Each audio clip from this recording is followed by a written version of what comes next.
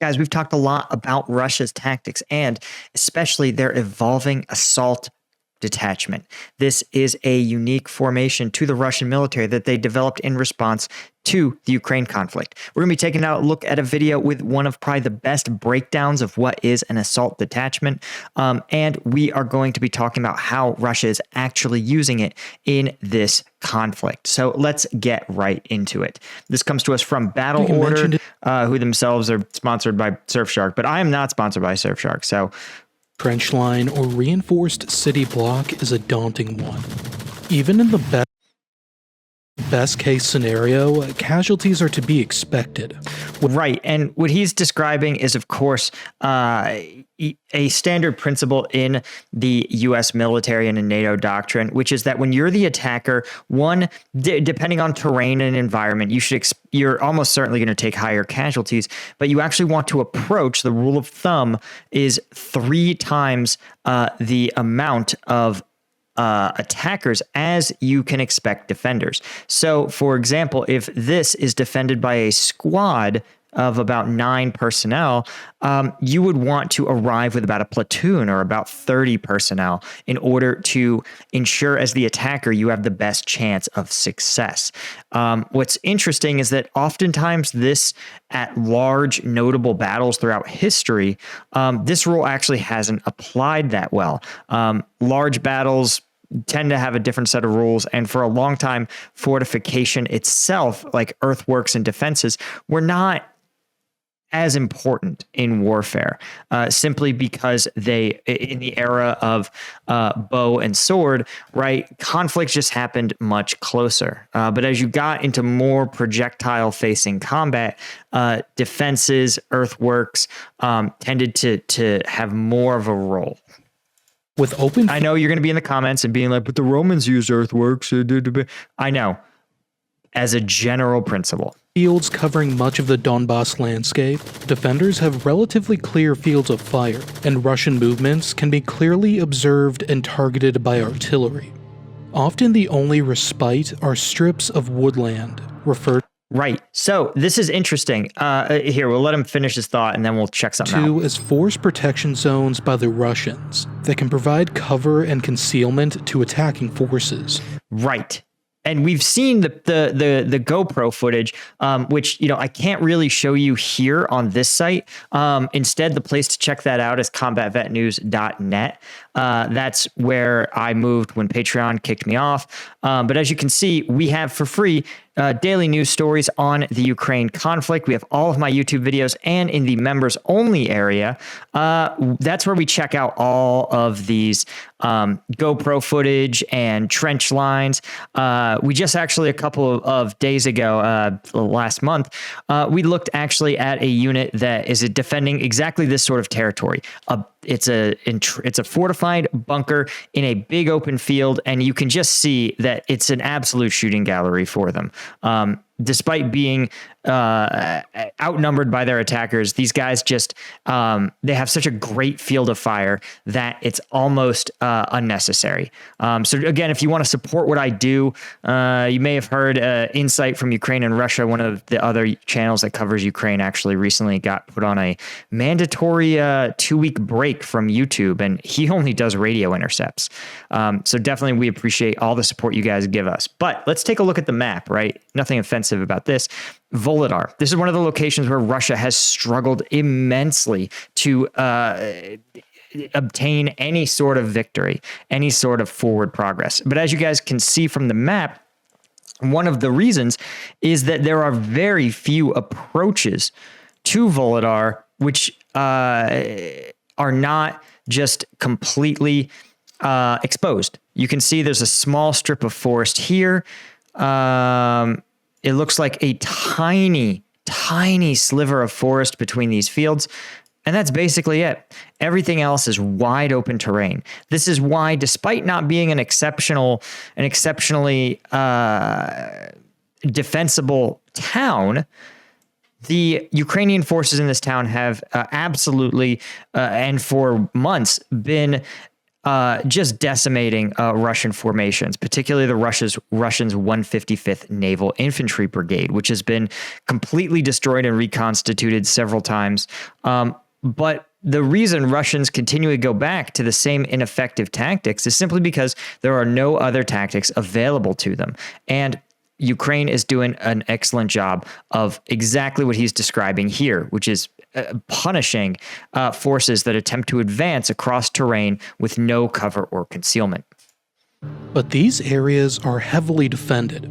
As a rule, they often have 2 to 3 trench lines, each with at least 2 fortified fighting positions with heavy weapons.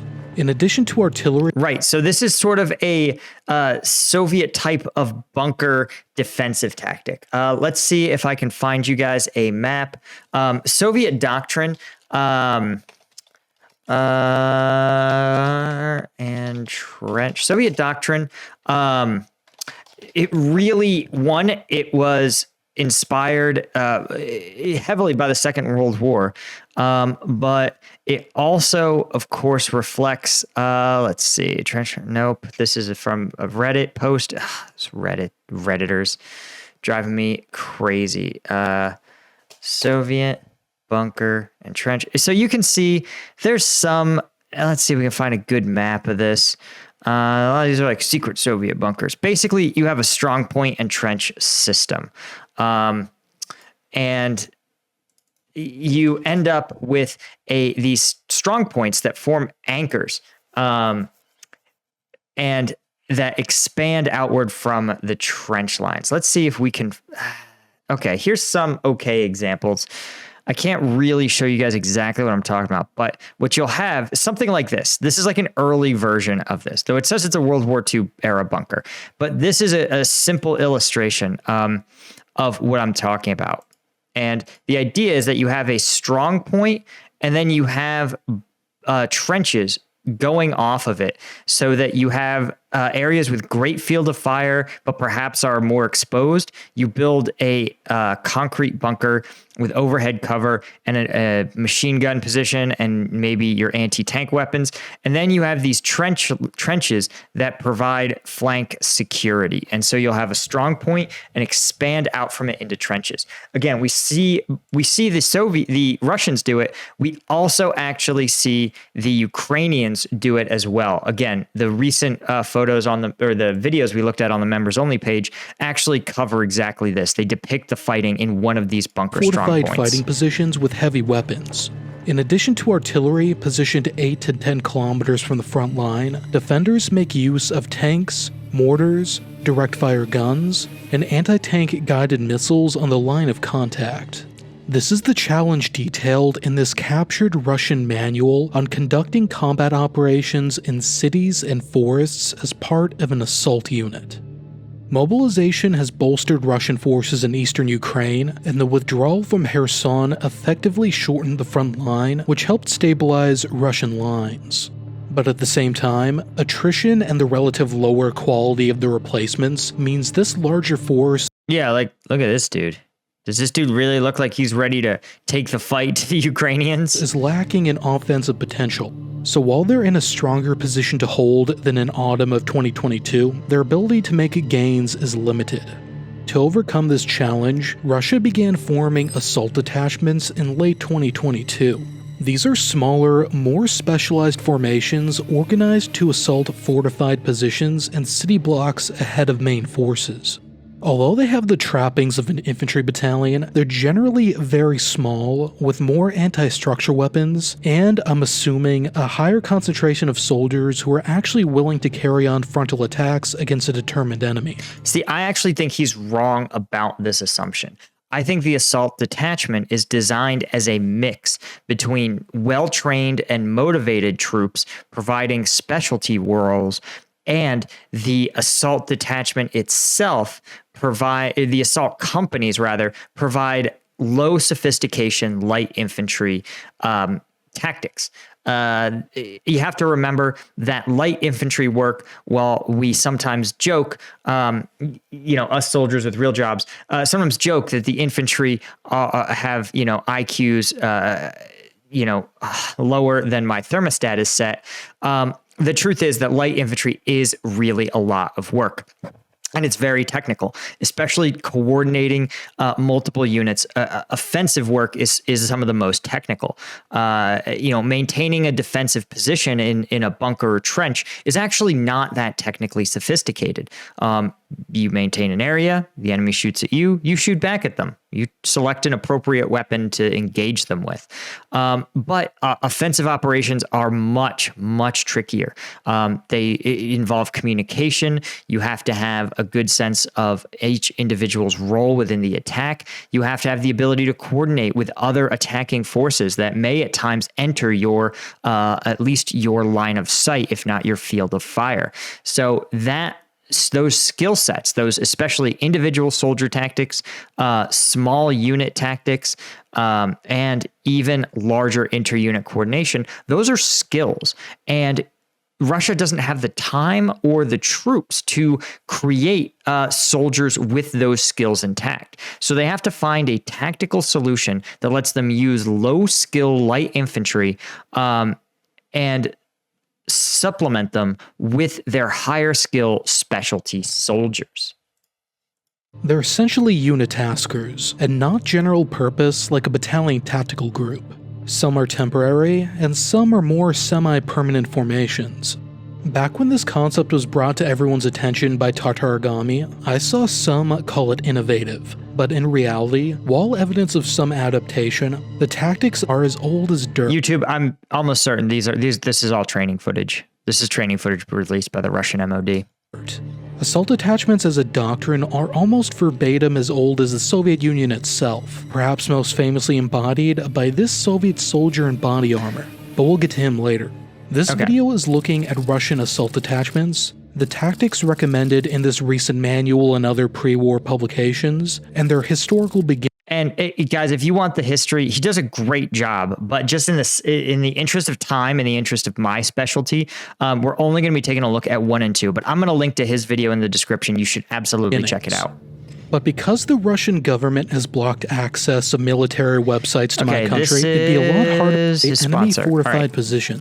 Again, you should watch his video. I skip the sponsorships because they may be in conflict with existing deals that I have. It may be an FTX situation where it's a sponsor that I don't really agree with. So as a rule, I just move past them.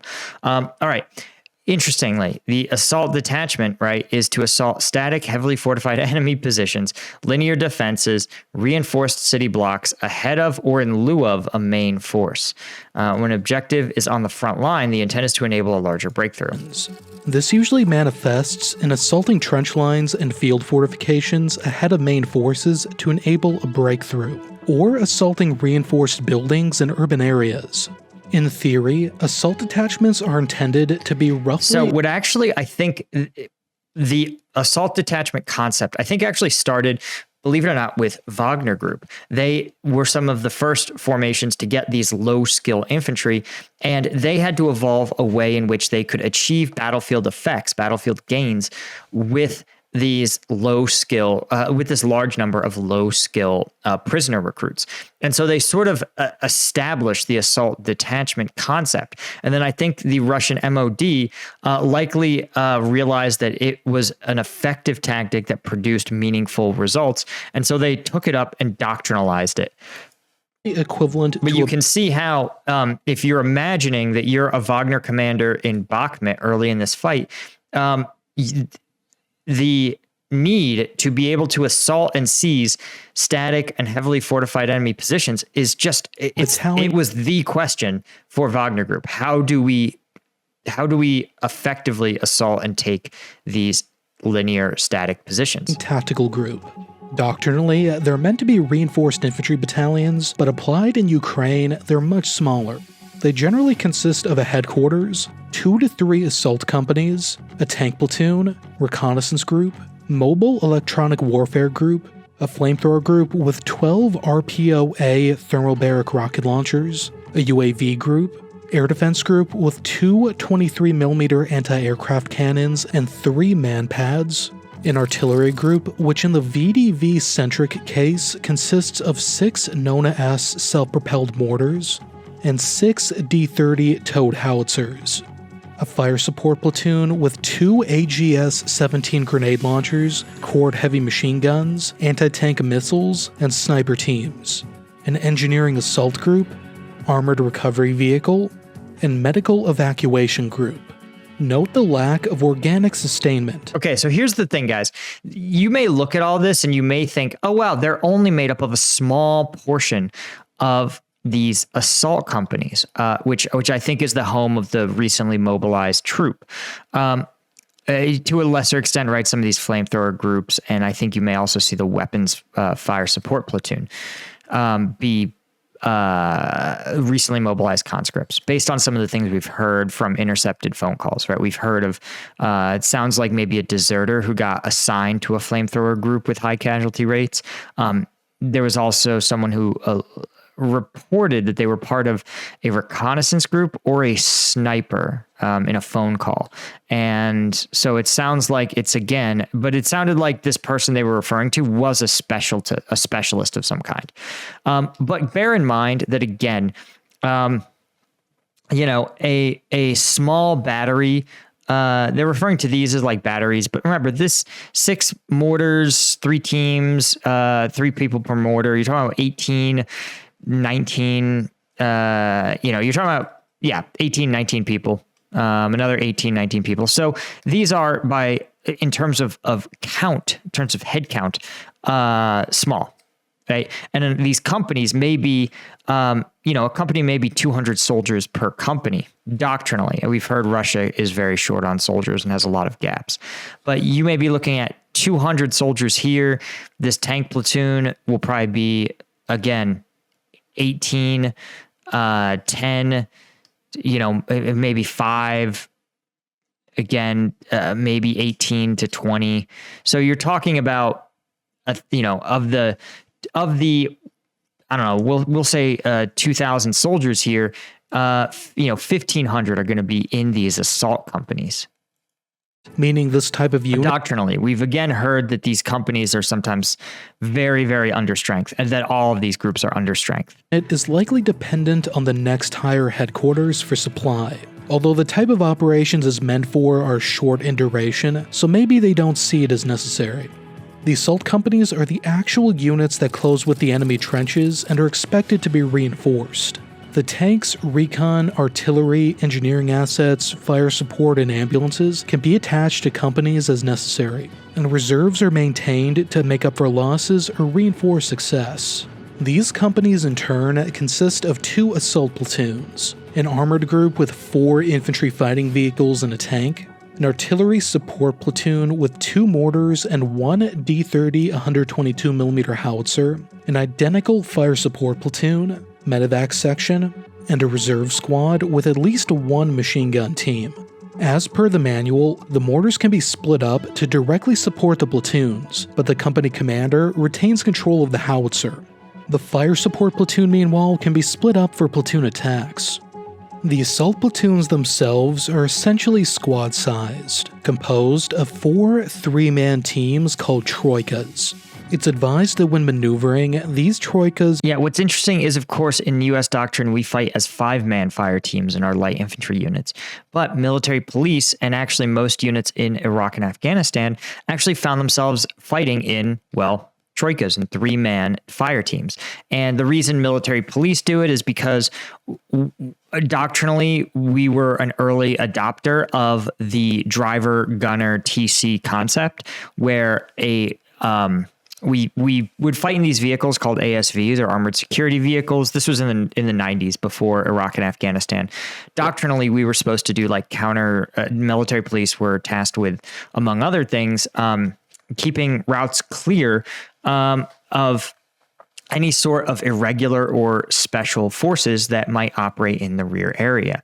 Again, think Russian Spetsnaz, who are best termed like special purpose forces. Sometimes they're the real special forces, but sometimes they're just retasked paratroopers with behind the lines missions. But the idea, of course, is that you have a driver gunner TC concept, truck commander who operates the radio and stuff. And that is a very efficient fighting unit It also is the smallest number of people who can get 360 degrees of security in an area. You may notice 2 people, right? You can't do it because your eyes aren't on the side of your head. You can get about a 60 degree or a 120 degree view of your world. And so 3 people can go, in theory, back to back and get 360 degrees of security. So it's a really effective fighting unit, is the 3-man fire team. It should form a diamond. The platoon is led by a head patrol, which consists of a sapper, machine gunner, and assistant machine gunner.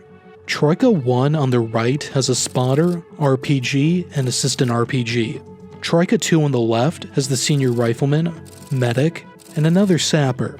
And the HQ to the rear has the platoon commander, UAV operator, and a radio operator. So again, I want you guys to think that even within NATO doctrine, these roles are oftentimes just that. They're roles. They're not MOSs as we would think of them. So the radio operator may just be the guy assigned the radio today. The drone operator may just be the guy assigned the drone today. The medic may be something like the US's combat lifesaver, right? An individual soldier who received an extra week or 40 hours of medevac and casualty stabilization instructions. And then similar to a sapper, right? A sapper is not a combat engineer. It's a sapper can be a combat engineer, but it can also just be a soldier whose task is clearing obstacles or diffusing mines. This likely varies in practice. These platoons can be reinforced depending on... But do you see how quickly, right, how many skills we're describing here? An RPG gunner, okay, you can learn how to fire an RPG in an hour or 2. And being a spotter, okay, estimating distance, that sort of thing. Okay, you got to learn how to operate a cord and a drone and the standard issue radio. You got to learn how to clear mines, wires, and obstacles under fire if necessary. You may need to go to 40 hours of combat lifesaver or equivalent training.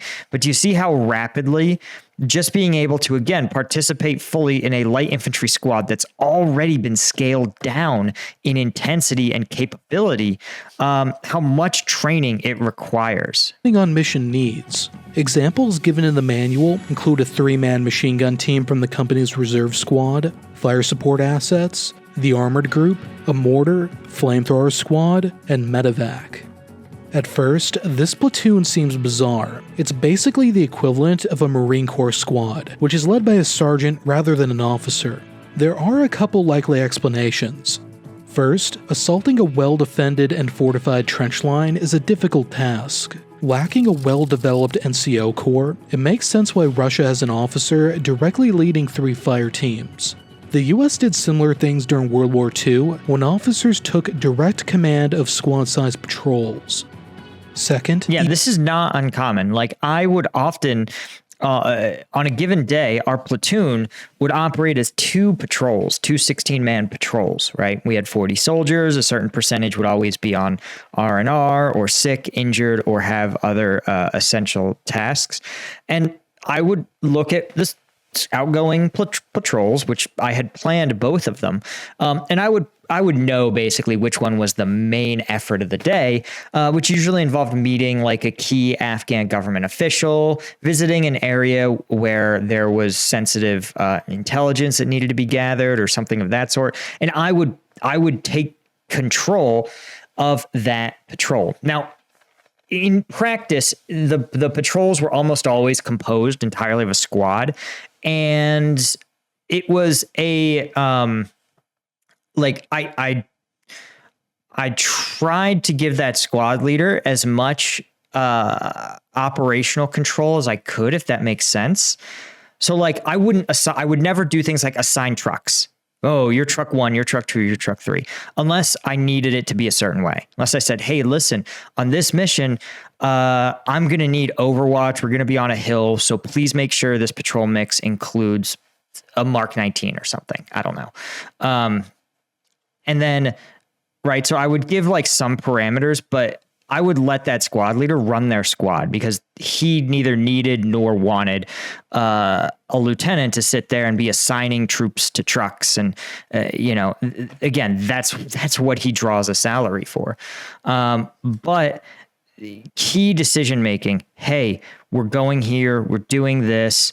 I'm going to need this many soldiers, this environment, we need to establish a defensive perimeter here.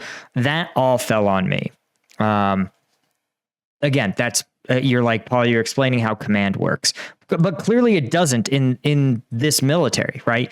These assault companies won't have a squad leader where you can sit there and go, hey, SP time is 03. We're going to be assaulting this trench line. We're going to need to make sure our sappers have everything. We're going to need 2 sappers because we think there's going to be a barbed wire. Like a squad leader, you can give them those instructions and they'll more or less make it happen. It's not great. You want to try to give them a better brief, but that's good enough for a squad leader to take action. Not so in the Russian military. Without a squad leader, you can't. You, the platoon leader, would be stuck finding wire cutters for your sappers or trying to source radio batteries. It would be a nightmare. Even though the actual assault element is small, the platoon commander is still controlling a lot of assets. They have their own 3 fire teams, their drone operator, a mortar, various fire support weapons with different capabilities, and an armored group providing fire support that might be physically separated. It's a lot of stuff to handle. And lastly, yes, this is also really worth discussing, is that the span of control you can find yourself with as a platoon leader, even in NATO doctrine, is expansive. There were missions where, again, I had a 40-soldier platoon. I was operationally commanding 200 plus soldiers, mortars, snipers, drones, rotary wing assets at different points in the op. Multiple different Afghan support personnel, Afghan law enforcement, Afghan military. And so, yeah, this is true. It's a huge, it's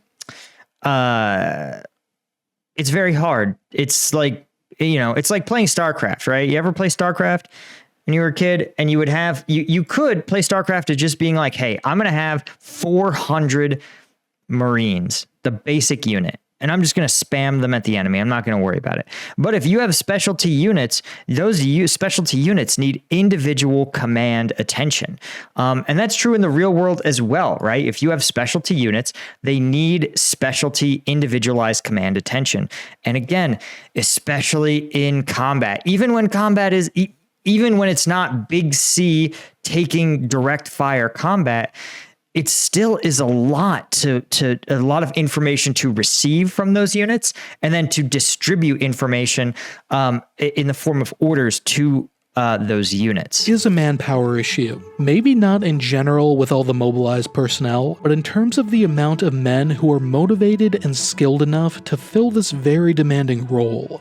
The Russians have variably relied on the VDV, naval infantry, and Wagner as shock troops capable of going on the offensive successfully, but they have undoubtedly degraded in quality due to attrition and replacements. But as for how the assault platoons are used, we return to the scenario from the beginning of the video.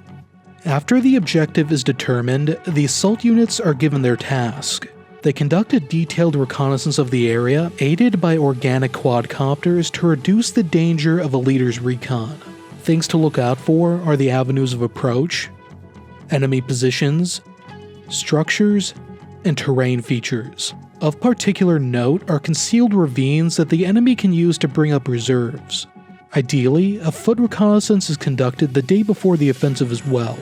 Targets are identified. So you notice that we've seen this in the combat map, that we've talked about it, especially in the preceding couple months, that Russia seemed to have settled into a pace of operations in which there would be a surge of offensive action, a lull, a period of 1 to 24 to 48 hours of refit, and then another surge of offensives.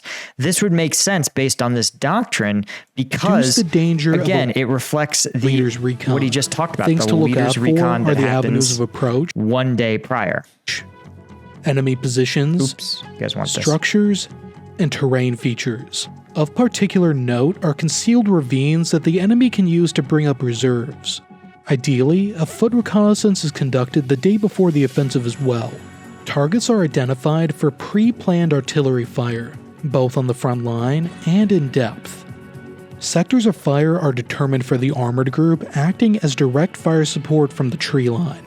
In the cases provided, BMDs or BMP infantry fighting vehicles make up the bulk of the fire support. As an aside... Right, I just want to point this out too. Let's back it up a little bit. In this scenario, which looks like a very realistic and believable set of terrain features, it probably is an actual screenshot or a satellite photo from Donbass or the Donbass region. And you notice how delicate this fire coordination is going to be. This assault platoon is going to walk into fire from their support armored vehicles. I think probably BMDs and BMPs. So you can see how, again, and normally you'll have to have each one knowing its command is to lift and shift away from the actual trench line just before the assault, something that you're counting on your lieutenant to be able to do. Aside, in a repeat of the Soviet-Afghan war, some VDV units have been re-equipped with BMP-2s as well, replacing their small and fragile airborne BMDs. The offensive kicks off with a preparatory artillery barrage. According to Tatargami, a Ukrainian officer on Twitter who brought attention to this manual, this barrage can last for multiple days. During this period, preferably at night, the assault force moves into position. Artillery preparation lasts until the, quote, guaranteed fire defeat of the enemy. This is basically the calculated amount of shells necessary to adequately suppress, neutralize, or destroy an enemy unit, but the slide rules are not necessarily reflective of reality. This fire, especially against pre-planned targets in depth, is typically unobserved and uncorrected fire. Ideally, the assault commander gives the command to shift artillery fire from the first to second line of defenses within 1 minute of the actual attack. Right, you guys see how delicate this is already. And again, this is a simplified light infantry tactic version. At that point, lighter support weapons like the AGS-17 and RPGs, as well as armored vehicles, take over in suppression of enemy defenses. In addition to softening up the next belt of positions, this fire support is intended to isolate the objective from enemy reserves being brought up to reinforce. But you notice how, again, you're going to be walking under your own machine gun fire. Not something you want your machine gunner to be, undertrained or undermotivated. Throughout the attack, the manual stresses that the assault force must stay within the tree line. Clearings and the edge of the forest must be avoided. Smoke should also be used on a wide front and not at the precise point of the attack, as that telegraphs where the Ukrainians should drop their artillery. The attack itself is fairly straightforward, if costly. Seizing trenches with small arms, hand grenades, and thermobaric rocket launchers several times until they reach their stop position. Okay, so they're sort of hand-waving this away. But as we've seen, the actual execution of trench clearing is probably one of the things that is defining this conflict. But basically, what you want to do is the reason they have so many sappers is sappers are clearing these obstacles. They're going to clear barbed wire, they're going to clear any mines or booby traps, and they're going to have a designated entry point into the trench. Chances are you're going to have like these machine guns probably on one side, and they'll sort of be suppressing like this. And then you'll have your assault units breach at a certain point or a certain 2 points. And then really, I guess you wouldn't want to breach them at 2 points. You'd want to have them breach at 1 point and then clear linearly down the trench. Several times until they reach their stop position. Once the last line is reached, a pre-planned artillery barrage commences in front of the newly captured trenches, lasting up to 60 to 90 minutes. This is to protect the likely weakened assault force while it digs in. It's forbidden for the assault unit to occupy the old Ukrainian trenches because they could be booby-trapped and pre-sighted for artillery fire. 1 to 2 man foxholes dispersed on the tree line are recommended. Yeah, I bet in practice this almost never happens. The firewall is intended to prevent the enemy's reserves from conducting a successful counterattack. After that period, artillery transitions to observed harassing fire. Ideally, within 30 to 40 minutes of the objective being captured, ammunition and water is brought to the assault unit, and casualties are evacuated on the outgoing vehicles. In general, the assault unit should not evacuate their own casualties. They should be focused on winning the fight and leave casualties to the evacuation units. This may seem inhumane, but this is a sentiment shared by Western militaries. Winning the firefight generally takes precedence over stopping to treat a casualty. Yeah, this is absolutely true. The reason this is true is because let's say this guy becomes a casualty. Well, he's got to get treated and extracted under fire. So at a minimum, he is going to take 1 to 2 additional comrades out of the fight, right? The whole troika goes down. And you see how quickly these assault detachments are going to run out of light infantry if every WIA results in 3 soldiers leaving the fight.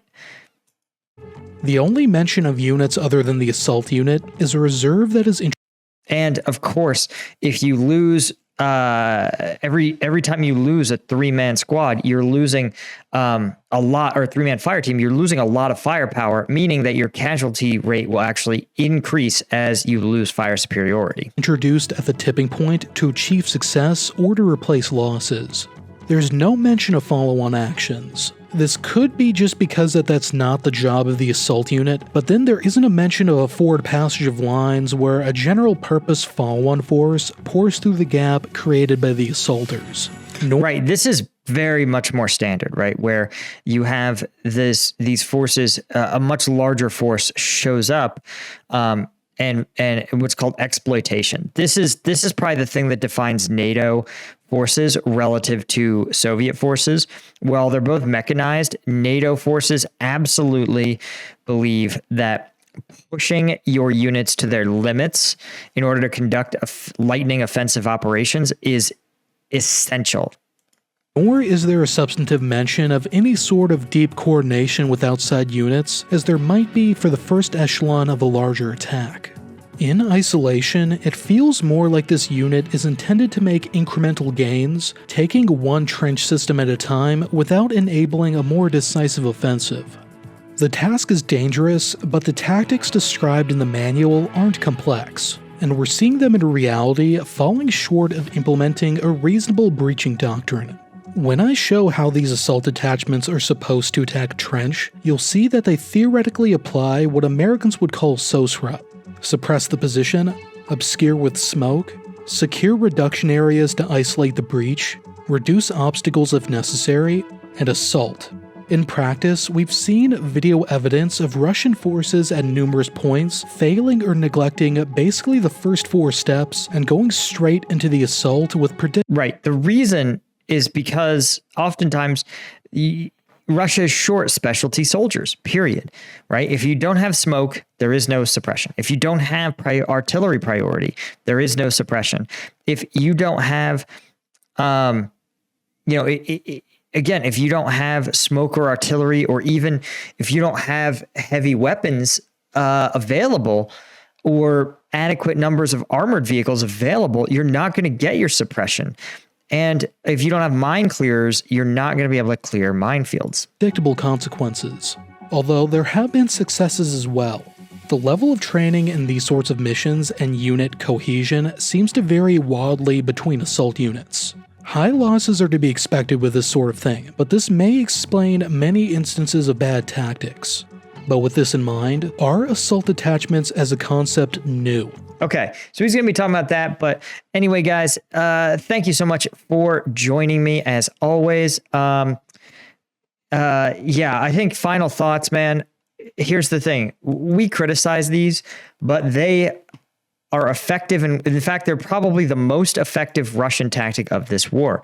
And you need to look no further than Bakhmut. You can see that throughout Bakhmut, and to a lesser extent in Avdiivka, where we've started to see Russian forces make real gains along the northern and southern prongs. And you can literally see it's been effective for them to assault through some of these wood lines, wooded areas, and especially in Bakhmut. We've seen sliver by sliver, block by block, Russian forces are able to push Ukrainian forces out and take, again, building by building, block by block. So there's no larger exploitation or collapse of lines, but there is exactly what the assault detachments purport to do, which is break strong defensive strong points and seize them for your forces. Anyway, that's all I had, guys. Thanks as always. I'll see you in the next one.